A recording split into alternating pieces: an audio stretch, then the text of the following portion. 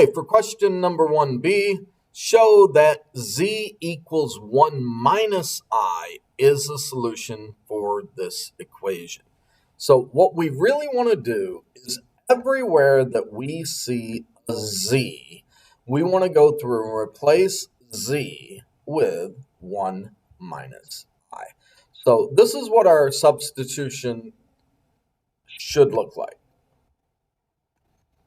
Now, 1 minus I to the fourth. I'm going to start there, and I'm going to say that's really 1 minus I squared times 1 minus I squared. So if I can find out what 1 minus I squared is, I can use that in my equation. So how I do that is I say 1 minus I times 1 minus I. When you square something, that just means you write it twice. So 1 times 1 minus I is 1 minus I. Negative I times 1 minus I is actually negative I plus I squared. So now when I combine like terms, I get 1 minus 2I. But remember, I squared is really negative 1. So I get minus 1. But 1 minus 1 cancels each other out. So I actually get negative 2I. So 1 minus I raised to the fourth power is really 1 minus I squared times 1 minus I squared. But remember, 1 minus I squared is negative 2I. So I'm just going to say negative 2I for this 1 minus I squared and negative 2I again for the second 1 minus I squared. So I have negative 2I times negative 2I. So a negative times a negative is a positive. So I get 4 times I squared. But remember that I squared is negative 1. So I have 4 times negative 1. So my result is negative 4. So our first term, z to the fourth, all that work brings us to negative 4. But we've done half the work for this problem because now everywhere that I see a 1 minus I squared, I can replace it with a negative 2I.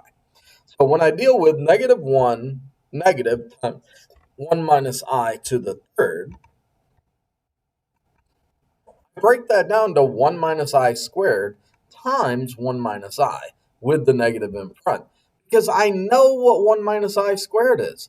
I'm working smarter, not harder. Using information I know, I can replace that with my negative 2I. So once I substitute that in, a negative times a negative is a positive. So I have 2I times 1 minus I. When I distribute, I get 2I minus 2I squared. But remember, I squared is negative 1. So I have 2I minus 2 times negative 1. Negative times a negative is a positive. So therefore, I get plus 2I plus 2. Now I'm dealing with 3 times 1 minus I squared. Remember, 1 minus I squared is really negative 2I.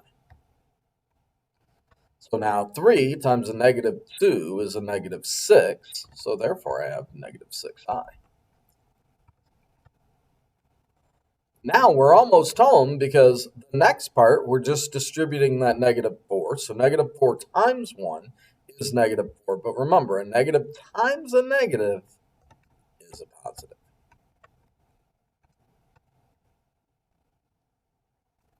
So we get negative 4 plus 4I.